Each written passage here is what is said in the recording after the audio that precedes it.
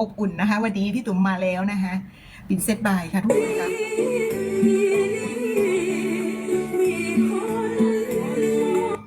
ใครที่อยากรู้เกี่ยวกับด้านการแต่งงานนะคะมาหาพี่ตุ๋มเลยนะคะตัวแม่ตัวมัมตัวมหาราณีมาแล้วจากทุกคนค่ะ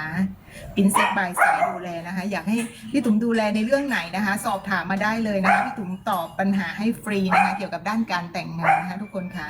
หรือใครอยากถ่ายภาพครอบครัวนะคะมีนะคะเราทำธุรกิจนี้มานานแล้วนะคะ15 ปีแล้วนะพี่ตุ๋มอยากแนะนำนะปิ่นเซตบายสายดูแลทั้งครอบครัวเลยนะคะตรงนี้อบอุ่นมากๆเลยรับประกันเลยว่าออกมาดีและสวยแน่นอนค่ะทุกคนค่ะรับประกันเลยนะคะเดี๋ยวนะคะได้ยินเสียงพี่ตุ๋มไม่เอ่ยเดี๋ยวนะคะได้ยินเสียงพี่ตุ๋มไม่เอ่ยนะคะได้ยินเนาะได้ยินนะคะได้ยินก็โอเคแล้วค่ะได้ยินก็โอเคแล้ว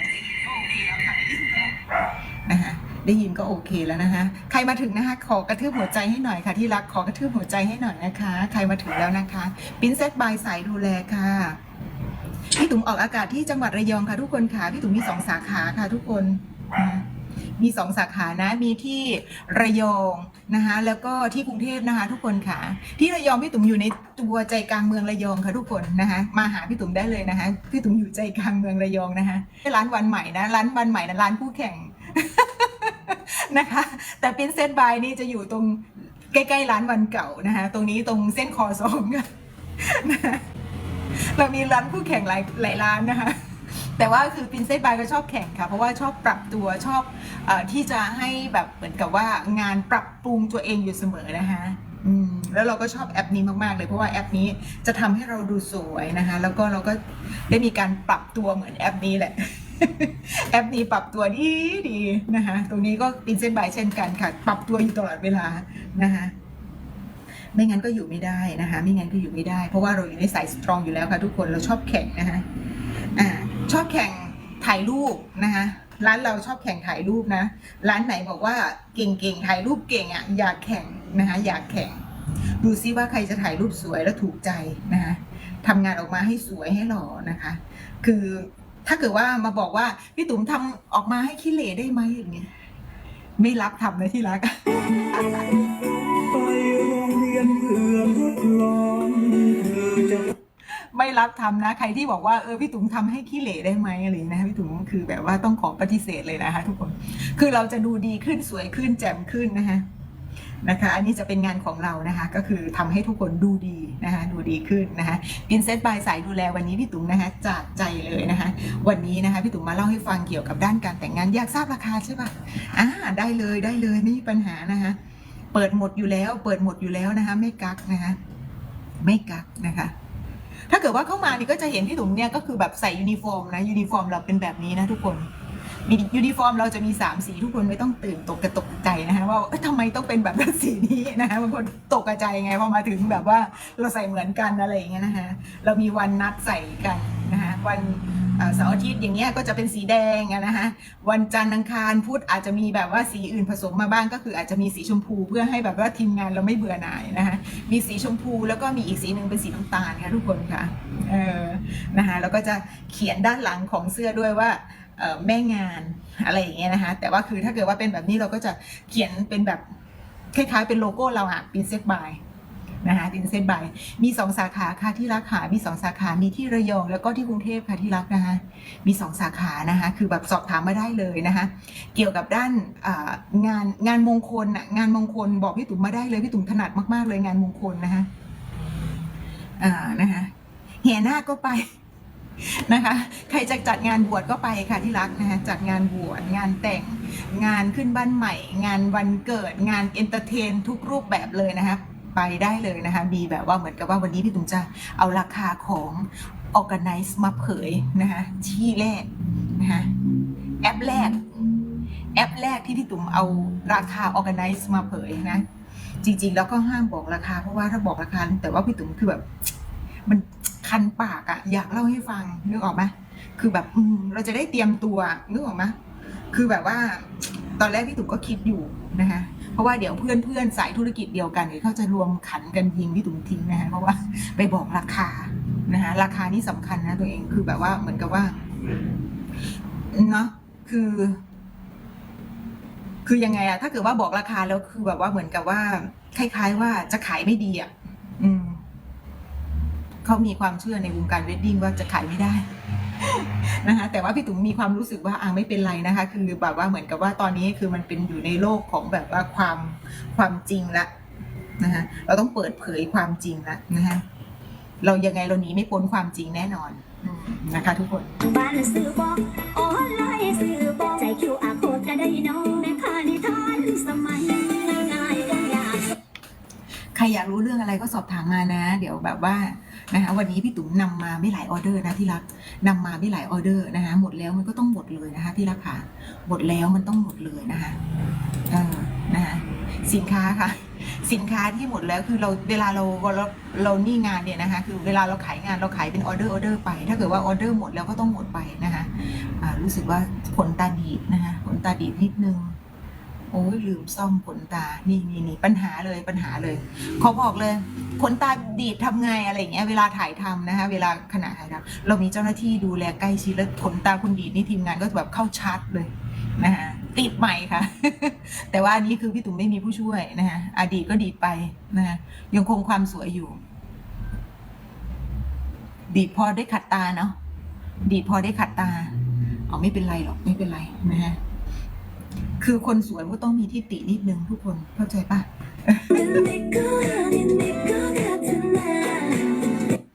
นะมันจะเป็นอย่างนี้นะคะคือแบบว่าเราก็เลยต้องแบบว่ามาเล่าให้ฟังนะคะเกี่ยวกับด้านความสวยเนี่ยเพราะว่าตรงนี้เนี่ยเราก็จะได้เตรียมตัวเตรียมใจลูกนะคะคือแบบว่าเตรียมความพร้อมโดยเฉพาะในเรื่องของงบประมาณนะคะเราต้องเตรียมเท่าไหร่พี่ตุ๋มนะคะคือเจ้าบ่าวนี่ชอบถามมานะคะถามมาเรื่อยเลยว่าเท่าไหร่เพราะว่าก็ต้องไปขอสาวอยู่ในวัยครองเรือนนึกออกไหมคือจะแต่งงานคนจะแต่งงานเราต้องใช้งบเท่าไหร่อะไรเงี้ยใครๆก็อยากรู้ใช่ไหมล่ะพี่ตุ๋มก็เลยมาเล่าให้ฟังจะเป็นเจ้าแรกที่ต้องมาเล่าให้ฟังในเรื่องของงบประมาณไม่มีใครมาเปิดนะไม่มีใครมาเปิดเล่าให้ฟังเปิดปิดเชื่อดิ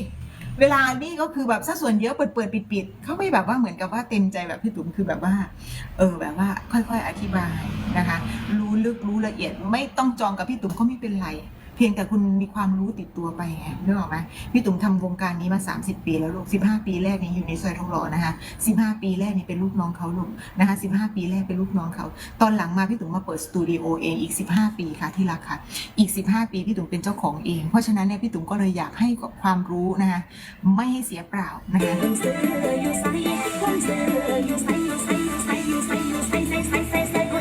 คุณพ่อเจ้าสาวคุณแม่เจ้าสาวคุณพ่อเจ้าบ่าวคุณแม่เจ้าบ่าวนะคะเข้ามาฟังได้นะคะไม่เฉพาะว่าต้องเป็นเจ้าบ่าวเจ้าสาวนะเพราะว่าตรงนี้เกี่ยวกับเราโดยเฉพาะล้วนๆเลยนะคะคือเราจะแต่งลูกเขยไม่ใช่เราจะแต่งลูกสะใภ้นะคะเราจะเหมือนกับลูกเขยจะมาขออะไรอย่างเงี้ยหรือว่ายังไงบ้างอะไรต่างๆนานาเราเข้ามาค่ะเข้ามาให้หมดเลยนะคะทั้ง2 ฝ่ายเลยทั้งฝ่ายญาติของทางเจ้าบ่าวเจ้าสาวไม่จำเป็นว่าต้องเป็นญาติคุณแม่อะไรอย่างเงี้ยนะคะคุณป้าคุณน้าคุณอาคุณต่างๆคือเขาไม่ได้จัดงานแต่งงานทุกวันใช่ปะแต่ของพี่ตุ๋มนี่จัดทุกปีนะจัดทุกปีต้องได้จัดทุกปีนะคะจัดทุกเดือนด้วยจัดทุกเดือนนะคะแล้วก็ส่วนการพรีเวดดิ้งนี่พีแทบทุกวันเพราะว่าเนื่องจากว่าเป็นเบสิกพื้นฐานนะคะของการแต่งงานเลยของการบางบ้านเขาขึ้นบ้านใหม่เว้ยบางบ้านเขาขึ้นบ้านใหม่เขาก็มาถ่ายรูปครอบครัวทีมงานพี่ตุ๋มก็จัดให้เลยถ่ายรูปครอบครัวสวยๆนะคะถ้าถ่ายในสตูดิโอก็สวยแบบเหมือนกับไฟมันถึงไฟมันถึงมันแจ่มนะคะถ่ายรูปครอบครัวนะคะก็สวยๆถ่ายรูปแต่งงานก็สวยๆนะคะคือร้านเราเนี่ยก็คือจะมีบริการนะคะก็คือตั้งแต่ถ่ายรูปแต่งงานถ่ายรูปครอบครัวนะคะถ่ายภาพที่เกี่ยวกับงานมงคลนะคะแล้วก็มีในเรื่องของการ organize งานให้ด้วย organize งานก็คือเป็นแม่งานให้ด้วยนะคะใครอยากได้อะไรก็มาสอบถามได้ด้วยนะคะเพราะว่าเราก็พร้อมหมดนะคะแม้กระทั่งพวกของชำร่วยของรับไหว้พวกนี้มีขันหมากข้าวตอกดอกไม้ต้นกงต้นกล้วยต้นอ้อยนะคะมีหมดใบเงินใบทองนะคะใบนาคมีหมดนะคะส่วนเครื่องประดับเราก็มีหมดทุกอย่างเลยเครื่องประดับเราก็สวยนะคะทุกคนค่ะว่าอยู่ว่าพี่ตุ๋มลืมใส่อุปกรณ์อะไรสักอย่างหนึ่งคือลืมใส่ถุงมือค่ะที่รัก ขออนุญาตนิดนึงเพราะว่าเวลาเราชี้สินค้าน่ะเราจะได้เห็นแจ่ม ทำไมพี่ตุ๋มชอบใส่เพราะว่ามันเห็นแล้วมันเห็นชัดอ่ะมันเห็นชัดผู้เฒ่าตาบอดีเผื่อว่าเป็นผู้เฒ่าเผื่อว่าเป็นคุณแม่เจ้าสาวมาฟังอะไรอย่างเงี้ยตาไม่ค่อยจะดีผู้เฒ่านะพอเห็นคุณตุ๋มชี้ไปนิดนึงอ๋อชี้นี้นะอะไรอย่างเงี้ยคือแบบว่าพี่ตุ๋มเชื่อว่าทุกคนแบงอ่ะคุณพ่อคุณแม่แบงเลยคือไม่ทราบเรื่องว่าจะต้องจัดอะไรยังไงเลยพอเข้ามาก็ตื่นเต้นเพราะว่าสมัยที่ตัวเองแต่งนะมันนานมากแล้วอะหลายปีจริงๆนะคะนานมากแล้ว20-30 ปีผ่านมาแล้วมันก็ลืมหลงบ้างตอนนั้นเป็นเจ้าสาวเจ้าบ่าวมันพิธีไม่เหมือนกันคุณแม่ค่ะตอนนี้แม่จ๋าแม่มันเป็นพิธีที่แบบว่าเหมือนกับว่ามีออกกันไนงาน คือช่วยแนะนำช่วยทำอะไรทุกสิ่งทุกอย่างหมดเลยแม่สวยๆแม่เข้างานสวยๆพอนะแล้วคราวนี้เนี่ยใช้จ่ายไม่เยอะมีนะคะปินเซตบายอาสาพาไปแต่งนะคะมีนะคะพี่ตุ๋มแนะนำเลยปินเซตบาย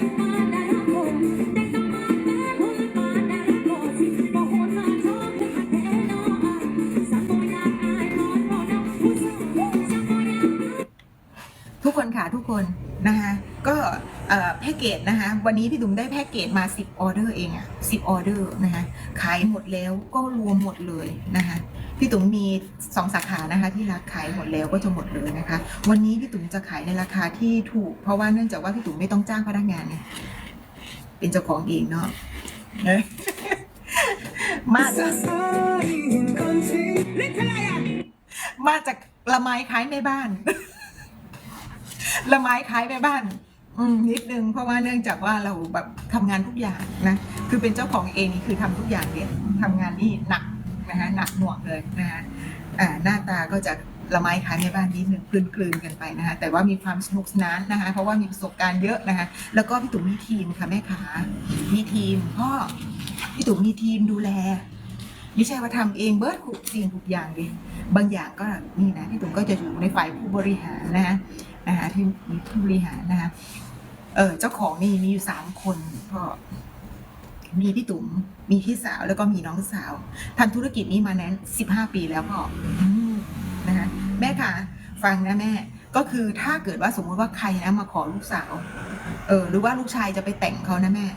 เราก็จะต้องมีการเหมือนกับว่าให้เขามาพรีเวดดิ้งก่อนแม่ค่ะนะคะแล้วพรีเวดดิ้งมันมีประโยชน์ยังไงอะอะไรอย่างเงี้ยบางคนเขาก็สมัยเราไม่ค่อยมีใช่ไหมอย่าบอกเลยว่าจะหนีตามกันสมัยก่อนแมนบอสมัยก่อนมาแอนนิเวอร์ซารีกับพี่ตุ๋มก็ได้เลย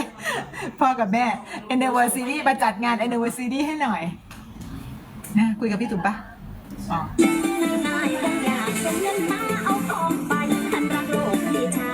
สมัยก่อนนี้ต่างกันสมัยนี้รวยแล้วมาแอนนิเวอร์ซารีเดี๋ยวคุณตุ้มจัดให้หน่อยนะขึ้นบ้านใหม่จัดเป็นเจ้าบ่าวเจ้าสาวใหม่เลยจะแต่งแบบเหมือนแต่งเมียอีกทีนึงผู้เก่าอะล่ะผู้เก่าอะล่ะเดี๋ยวสิเปลี่ยนเมียให้ก็คือแปลงโฉมเลยแปลงโฉมให้สวยพิงไปเลยให้แบบจำไม่ได้เลยนะคะทีมงานพี่ตุ๋มเก่งนะเรื่องนี้นะคะ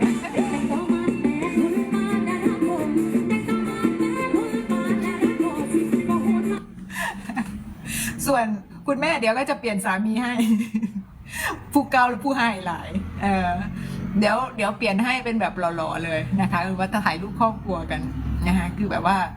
เราก็จัดเป็นคู่ใครคู่เรานั่นแหละนะคะถ่ายรูปครอบครัวก็ดีนะพร้อมแต่งงานเลยก็ได้นะคะ2 ฝ่ายมาพบกันก็ได้นะ2 ฝ่ายมาพบกันน่ารักดีนะ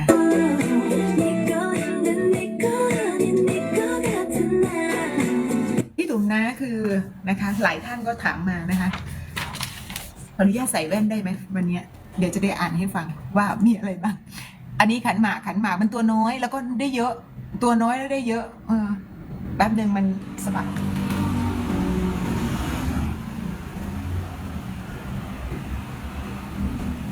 แป๊บนึงเนี่ยปึ๊บแค่เนี่ยประเด็นพี่ตุ๋มก็อยู่ในภาวะสายตายาวนะคะคือแหมผู้เชี่ยวชาญมาแล้วคือทำงานมา30 ปีแล้วนะพ่อเอ้ยทำงานมา30 ปีแล้ว15 ปีอยู่ซอย แม่ตุ๋มยังอยู่ในซอยทองหล่ออยู่เลยนะ15 ปีแรกเป็นลูกน้องเขานะ15 ปีหลังเพิ่งมาเปิดสตูดิโอเนี่ยนะฮะน้องคือแบบว่ายาวนานมาแล้วล่ะนะฮะเพราะฉะนั้นอยู่ในภาวะสายตายาวค่ะพ่อนะฮะจัดงานเด้อจัดงานแต่งที่บ้านเพียง19,900 บาท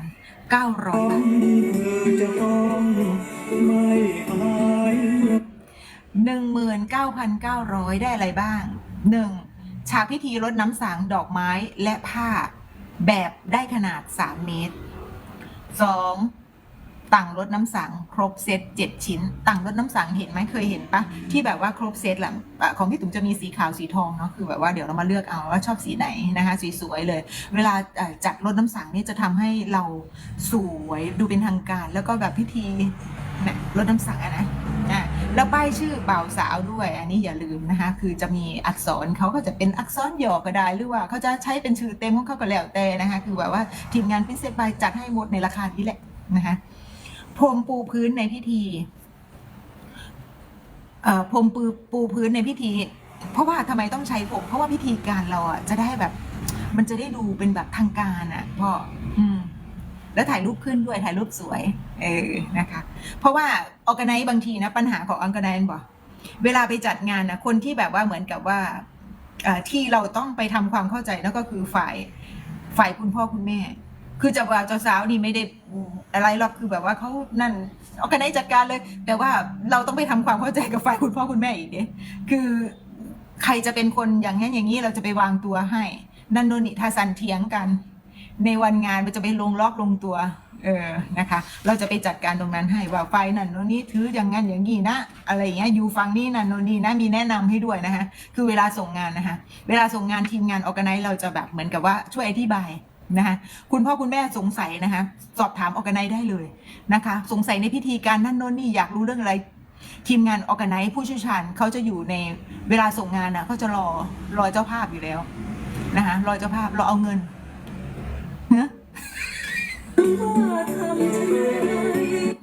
รอเงินงวดสุดท้ายวันส่งงานถามเขาให้ละเอียดไหนจ่ายเงินแล้วน่ะถามให้เขาละเอียดว่าอย่างนี้ได้ไหมน่ะโน่นนี่ได้ไหมเลยนะคะเขาคล่องเขาชำนาญกันนะเพราะแบบผ้าห่อสินสอดนะคะข้าวตอกดอกไม้มีจ้ะมีจัดให้ออร์แกไนซ์เขาจัดให้นะคะไม่ต้องหาอุปกรณ์สังสายมงคลแต้มเจิมไม่ต้องหาทีมงานออร์แกไนซ์จัดให้เพราะว่าทีมงานออร์แกไนซ์นี่เขาจัดอยู่เป็นประจำอยู่แล้วนะคะไม่ต้องไปซื้อใหม่นะคะถ้าซื้อใหม่ก็หลายตังค์นะคะทีมงานออร์แกไนซ์เขาจะจัดให้ถ้าเกิดว่าสังแตกสังอะไรเขาก็เปลี่ยนให้ไม่มีปัญหาอุปกรณ์สังสายมงคลเนาะแป้งเจิมเรียบร้อยตกแต่งโต๊ะรีเซพชันก็ตกแต่งให้เรียบร้อยนะคะตกแต่งโต๊ะรีเซพชันตกแต่งให้เรียบร้อยนะรีเซพชันที่โต๊ะคือแบบว่าเหมือนกับว่ารีเซพชันนี้คือเขาจะเอาไว้ตรงอะไรบ้างอะไรอย่างเงี้ยนะคะเขาก็จะเอาไว้พวกเหมือนกับเป็นอันนั้นเห็นไหมคือของชำรวยที่ใส่ซองส่วนมากก็มาอยู่ตรงจุดเนี่ยคือคนมาหยอดไงบางทีแบบว่าเจ้าบ่าวเจ้าสาวปรากฏตัวช้าหรือว่ารีบไปเหมือนกับว่าแขกรีบไปรีบมาแล้วก็แบบว่าไปไล่งานแล้วเขาก็เลยจะมีเหมือนกับว่ากองซองอยู่บริเวณนั้นนะคะแต่กล่องซองนี้ก็สำคัญนะกล่องซองจะหายนะถ้าเกิดว่าไม่หาใครที่ไว้ใจแล้วได้แล้วดูแลนะและที่สำคัญนะแม่ฝ่ายเจ้าสาวเตือนด้วยความหวังดีนะเตือนด้วยความหวังดีแม่ต้องหาเซฟใส่สินสอดนะหลังจากแม่รับเงินเข้ามาแล้วนะรับสินสอดแบกเซแบกแล้วก็แบบเหมือนก็ต้องเซนิดนึงใช่ไหมล่ะเพราะว่ามันหนักสินสอดมันหนักมันเยอะนะแม่ก็ต้องหาที่เก็บให้ดีนะเพราะว่าสัดส่วนเยอะนะหายนะแม่แล้วมาตูออร์แกไนซ์ไม่ได้นะ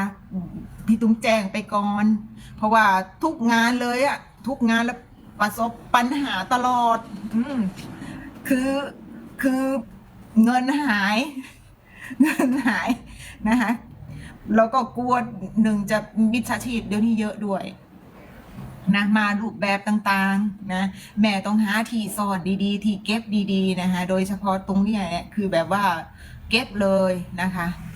ต้องหาคนไว้ใจได้แต่ว่าแม่ต้องรับแขกหลายคนเพราะฉะนั้นแม่ต้องมีคนไว้ใจได้เป็นคนหนึ่งเหมือนเป็นเลขาแม่เก็บทุกสิ่งทุกอย่างที่แม่มีค่าเพราะว่าแม่เนี่ย ในวันงานบุญนั่นแหละหันกลับไปหันกลับมาไม่ใช่ว่าจะมาเฝ้าแต่สินสอดเพราะฉะนั้นสินสอดนี่สำคัญมากๆแม่หายในวันงานอันนี้ขอเตือนด้วยความหวังดีจากพี่ตุ้มนะคะเป็นเจ้าของ Princess by Wedding Studio นะคะเป็นคือเป็นผู้เชี่ยวชาญทางด้านการแต่งงานนะคะขอเตือนแม่ไว้ก่อนเตือนแม่เจ้าสาวนะคะแล้วก็มาถึงนั้นแล้วเนี่ย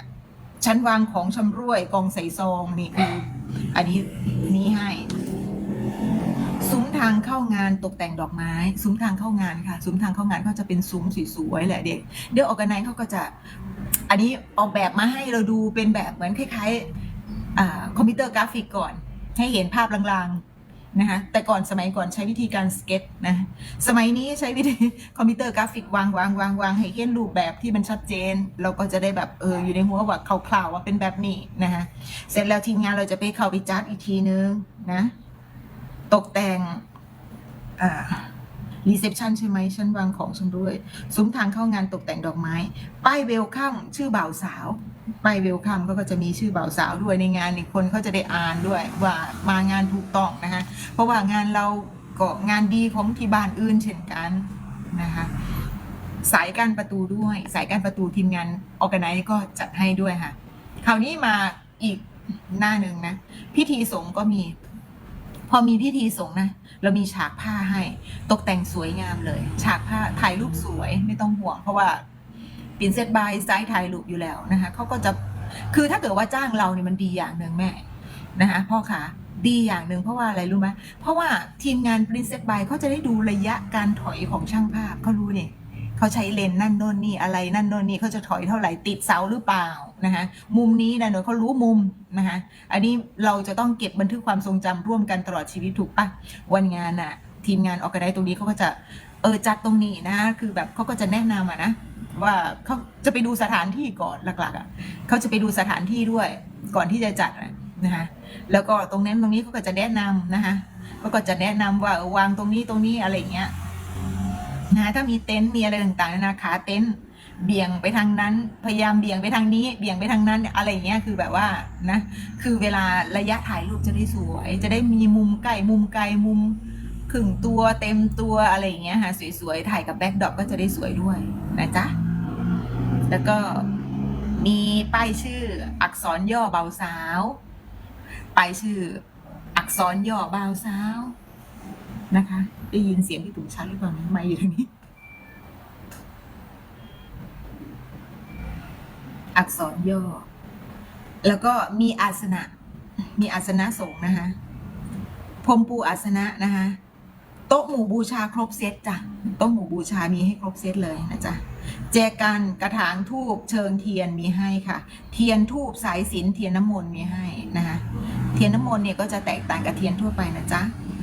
พรมปูบริเวณพิธีสงฆ์นะคะพรมปูนะคะสำคัญนะคะเพราะว่านี่คือจะได้ดูเป็นการเป็นงานเวลาถ่ายรูปออกมาสวยด้วยค่ะทุกคนค่ะ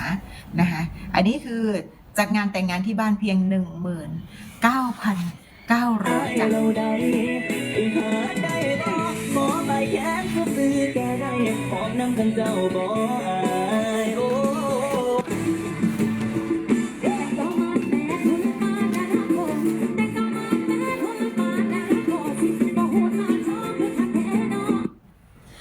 แพ็กเกจขันหมากเช้านะคะปกตินะคะราคาอยู่ที่ 59,900 นะคะ59,900 นี่ได้อะไรบ้างนะคะตอนนี้เขาลดนะคะลดแล้วนะคะอยากฟังของก่อนไหมหรือว่าอยากฟังเดี๋ยวจะไม่ฟังพี่ตุ๋มเดี๋ยวตัวเลขลดฟังทีหลังแล้วกัน เดี๋ยวจะหนีหายไปก่อนนะครับมันลดมาจาก 59,900 เดี๋ยวค่อยฟังตัวเลขลดนะว่าพี่ตุ๋มลดให้เท่าไหร่นะพิธีสงฆ์นะคะฉากผ้านะคะแบ็คดรอปด้านหลังพระสงฆ์นะคะแล้วก็โต๊ะหมู่บูชามีให้แจกกันดอกไม้1 คู่กระถางธูปเชิงเทียนที่ต่อเทียนนะชุดอาสนะเทียนน้ำมนต์ขันน้ำมนต์พร้อมไม้พรมนะคะ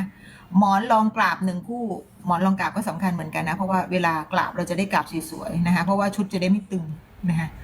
ชุดกรวดน้ำนะคะสายสิญจน์ธูปเทียนนะคะแล้วก็ชุดสำหรับตักบาตรนะคะ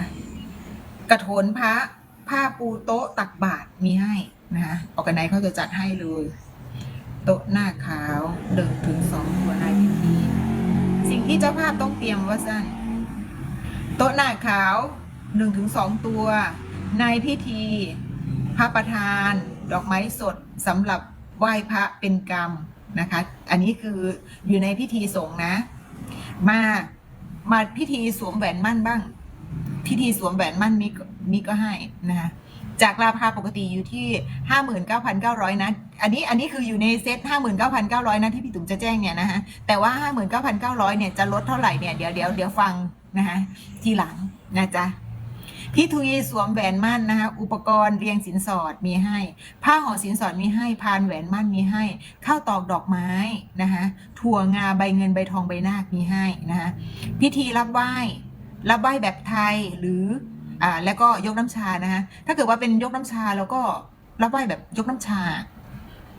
แล้วก็รับไหว้แบบไทยก็ไทยถ้าเกิดว่าพิธีทั้ง2แบบพิธีก็จัดให้ทั้ง2พิธีเลยจ้ะนะคะแล้วก็หมอนรองกราบนะคะพรมปูพื้นบริเวณที่ต้องใช้นะคะตรงนี้พรมปูพื้นก็สำคัญเหมือนกันเพราะว่าเวลาถ่ายเราจะได้ดูเป็นงานถ่ายรูปออกมาก็จะได้สวยด้วยนะคะทุกคนค่ะมาพิธีหลั่งน้ำพระพุทธมนต์บ้างนะคะตรงนี้ก็มีอยู่ในเซตนี้แหละนะคะม่านด้านหลังพร้อมดอกไม้ประดับมีป้ายชื่อมีให้พานรองน้ำสังดอกไม้ประดิษฐ์มีให้ชุดต่างและชุดสังสำหรับหลั่งน้ำมีให้สายมงคลและแป้งเจิมมีให้สายมงคลก็จะเป็นกลมๆตรงเนี้ยนะตรงนี้มีให้ด้วยเรียบร้อยมาลัยคู่บ่าวสาวเป็นดอกไม้สดมีให้จ้ะในแพ็กเกจนี้นะแล้วก็มีพิธีส่งตัวด้วยพิธีส่งตัวก็จะมีถุงเงินถุงทองให้แมวหมอบมีให้ฟักเขียวมีให้ไม้เท้าคู่มีให้ข้าวตอกดอกไม้ลงโรยเตียงมีให้พวกนี้เป็นเหมือนกับว่าเราจะเตรียมให้นะคะเตรียมให้แล้วก็ทีมงานออร์แกไนซ์ให้เลยนะคะไม่เอากลับนะคะให้เป็นของขวัญคู่บ่าวสาวไปเลยนะคะเก็บไว้เลยนะคะที่เป็นพิธีส่งตัวตรงนี้นะที่มีถุงเงินถุงทองแมวหมอบเนี่ยฟักเขียวไม้เท้าคู่นะคะข้าวตอกดอกไม้โรยเตียงเนี่ยคือทีมงานออร์แกไนซ์จัดให้เลยนะคะไม่ต้องเอากลับทีมงานไม่เก็บกลับนะคะคู่บ่าวสาวไว้นั่นเลยเป็นที่ระลึกได้เลยจ้ะนะคะแล้วก็พิธี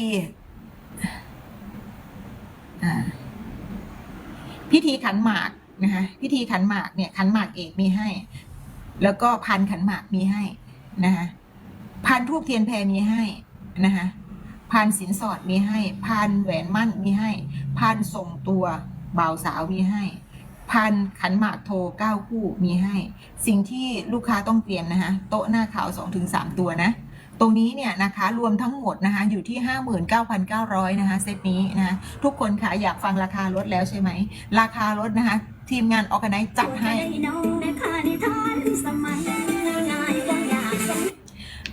ราคาที่ 29,900 วัตซาน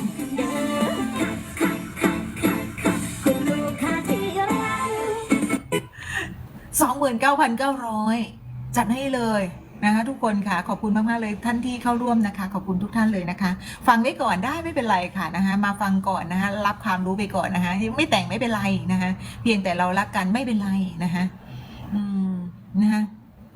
คือมาฟังก่อนแล้วเราจะได้แผนการได้ถูกต้องนะคะแผนการได้ถูกต้องฟังพี่ตุ๋มไปเรื่อยๆก็จะได้ความรู้เกี่ยวกับด้านการแต่งงานไปเรื่อยๆนะอันนี้คืองบประมาณทุกคนค่ะงบประมาณสำหรับการจัดงานค่ะเป็น organizer นะคะเป็นเหมือนกับว่าเขาเรียกว่าทีมงาน organizer นะคะที่จัดให้นะคะตอนนี้พี่ตุ๋มออกอากาศที่จังหวัดระยองค่ะที่รักนะคะพี่ตุ๋มอยู่ร้าน Princess By นะคะตอนนี้นะคะเรามี2 สาขานะที่รักตอนนี้สาขาที่3กำลังตกแต่งอยู่ยังไม่เสร็จนะคะอยู่ใกล้ๆเซ็นทรัลนะคะยังไม่เสร็จนะคะตอนนี้กำลังตกแต่งอยู่นะคะตรงนี้มาใช้2 สาขาได้เลยนะคะตอนนี้ชุดเยอะนะคะแล้วก็บริการดีนะคะคือชุดใหม่ด้วยพี่ตุ๋มโรงงานชุดเองด้วยเพราะฉะนั้นหายห่วงเลยอยากทราบราคาเลยใช่ไหมล่ะว่าถ้าเกิดว่าเราจะมาเริ่มต้นยังไงดีนะคะเดี๋ยวพี่ตุ๋มจัดให้เราได้เข้าเรือนพนอที่จูบหวานใจจูบแล้วได้นำแพ็ กเกจแรกเลยจัดมาเลยเต็มคาราเบลนะคะลดจากนะคะพี่ตุ๋มมีวันนี้แค่10ออเดอร์เท่านั้นนะที่รัก10ออเดอร์นี้เท่านั้นนะถ้าเกิดว่า10ออเดอร์นี้ขายหมดแล้วก็ขายหมดเลยนะไม่มีต่อไม่มีสปอนเซอร์แล้ววันนี้สปอนเซอร์ให้มา10ออเดอร์ค่ะวันนี้พี่ตุ๋มนะคะวันนี้มาทำหน้าที่นะคะเป็นอะไรเป็นแม่ค้า เป็นคนมาเล่าให้ฟังก็แล้วกันนะคะมาเล่าให้ฟังนะคะถ้าเกิดว่าหมดแล้วก็คือหมดเลยนะคะพี่ตุ๋มเป็นเจ้าของเองตัวแม่ตัวมัมตัวมารดาตัวมหาราณีมาเองแล้วค่ะบางคนบอกตัวตึงด้วยไหมพี่ตุ๋มขอยอมรับว่าบางทีพี่ตุ๋มก็เป็นตัวตึงเหมือนกัน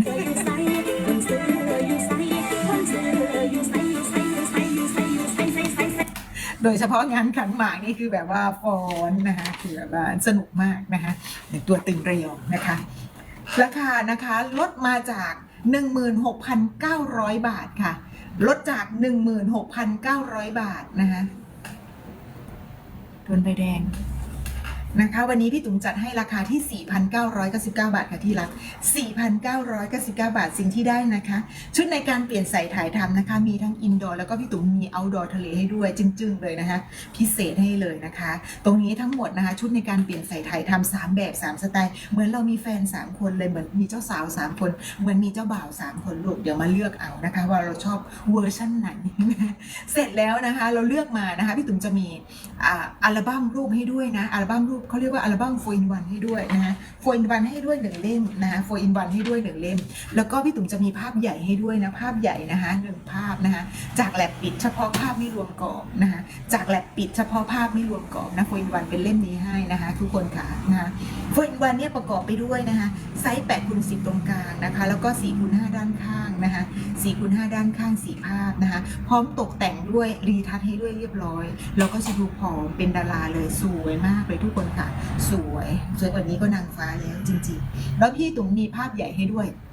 ภาพใหญ่ให้ภาพหนึ่งจากแลบปิดบางคนไม่เข้าใจแลบปิดคืออะไรแลบปิดก็คือแลบที่เราเคยไปอัดรูปใช่ไหมถ้าเกิดว่าอัดรูปแล้วเนี่ยคือแบบว่าราคาที่เขาใช้ในการอัดรูปให้เราอะนะคะที่เป็นแบบจัมโบ้ชอบไปสั่งใช่ไหมเวลาสมัยก่อนที่เราแบบว่าเรียนจบแล้วเราก็อยากไปอัดรูปเป็นแบบว่าสมัยก่อนนะแน่เป็นแบบไซส์จัมโบ้อะตรงนั้นเนี่ยคือเขาใช้เครื่องเขาเนี่ยราคาประมาณล้านต้นๆแต่ว่าแลบปิดพี่ตุ๋มที่ใช้อยู่นะคะเป็นภาพใหญ่นี่อัดออกมาสวยฉ่ำยุ่งฉ่ำมากเลยทุกคนค่ะตรงนี้ราคาของเครื่องเขาเนี่ยราคาค่ะ13 ล้านบาท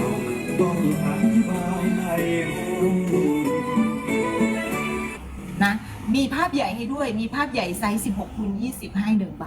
นะคะทุกคนค่ะแล้วก็ตรงนี้พี่ตุ๋มจะมีไฟล์ภาพให้ด้วยถึง5แอคชั่นเลยไฟล์ภาพนี้รีทัชให้ด้วยนะรีทัชให้ด้วยนะคะจากระบบ Photoshop ซึ่งเป็นระบบที่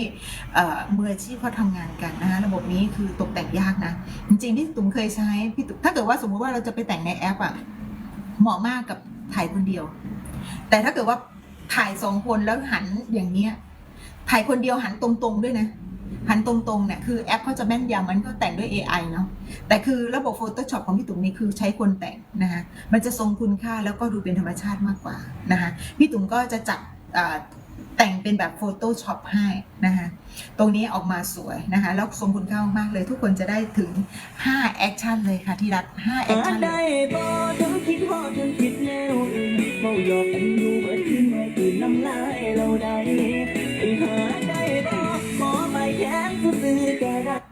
นะตรงนี้เนี่ยก็คือทุกคนค่ะเราก็ถ้าไม่งั้นนะถ้าเกิดว่าอยากให้พี่ตุ๋มใส่กรอบให้นะคะอยากให้พี่ตุ๋มใส่กรอบให้พี่ตุ๋มขออีกนิดเดียวนะขอเพิ่มอีกนิดเดียวไม่เยอะมากนะคะไม่เยอะมากนะคะ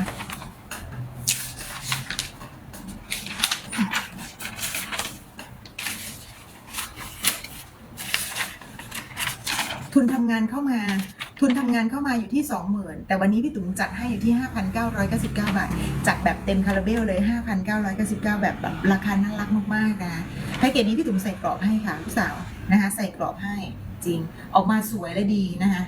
ทรงคุณค่ามากๆเลยพี่ตุ๋มว่านะเราก็จะเก็บไว้เป็นสมบัติส่วนตัวเราตลอดชีวิตเพราะว่าเรามาบันทึกความทรงจำร่วมกันระหว่างเจ้าบ่าวและเจ้าสาวนะคะเราไม่ได้สวยแบบนี้นะคะคือต่อไปเราก็จะมีแต่หลังแต่จะแก่เท่าลงจริงๆหลังแต่จะแก่เท่าลง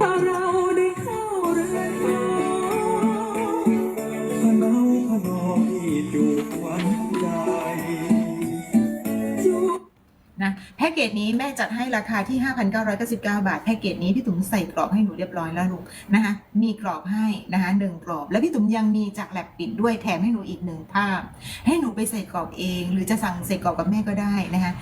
เดี๋ยวมาสั่งใส่กรอบกับแม่ทีหลังก็ได้ค่ะลูกนะคะตรงนี้เนี่ยพิเศษให้นะคะไว้ให้นะคะพิเศษให้นะคะจัดให้เลยนะคะราคานะทุนทำงานอยู่ที่ 20,000 วันนี้นะเหลือที่ 5,999 บาทสิ่งที่ได้ก็คือถ่ายในสตูดิโอแล้วก็มีออก outdoor ด้วยถ่ายทั้ง indoor outdoor มีชุดไปใช้ในการถ่ายรูป3แบบ3สไตล์ทุกแบบทุกสไตล์เปลี่ยนใหม่หมดเลยแบบจึ้งๆเลยสวยช่ำๆเลยนะคะทุกแบบทุกสไตล์แล้วก็ชุดเนี่ยสวยมากๆรับประกันเลยว่าชุดที่ตุ๋มนี่คือการันตีเลยจริงๆนะคะนะคะตรงนี้เนี่ยก็คือเวลาถ่ายแล้วเนี่ยก็คือพี่ตุ๋มทำงานออกมานะคะทำงานออกมาเนี่ยก็คือจะเป็นอัลบั้มโฟล์วันให้1เล่มโฟล์วันทำงานให้นะคะมีอัลบั้มโฟล์วันให้1เล่มนะคะประกอบไปด้วย5ภาพนะคะตรงนี้แล้วก็จะมีภาพใหญ่เนี่ยใส่กรอบให้นะคะ1ภาพใส่กรอบแล้วก็อีก1ภาพไม่ใส่กรอบค่ะราคานี้พิเศษมากๆเลยนะคะวันนี้มีแค่10ออเดอร์ค่ะไปหาได้บ่ทั้งคิดฮอดทั้งคิดแนวเฝ้าหลอกกันอยู่เบิดขึ้นแม่คืนน้ำลายเราได้นะราคานี้มันจะหมดแล้วนะราคานี้มันจะหมดแล้วทุกคนเห็นชุดพี่ตุ๋มสวยใช่ไหมอยากในเรื่องของชุดเนาะมีคนส่งมาว่าอยากรู้ราคาเกี่ยวกับเรื่องชุดไปด้วยจะได้ไม่ปวดหัวนะคะเพราะว่าร้านเราเนี่ยเป็นร้านชุดอยู่แล้วไม่ต้องห่วงเลยนะคะตรงนี้เป็นห้องเสื้อใหญ่นะคะไม่ต้องกังวลเลยมีถึง2สาขาค่ะลูกมีที่กรุงเทพแล้วก็ที่ระยองนะคะวันนี้พี่ตุ๋มออกอากาศที่ระยองนะคะไม่ต้อง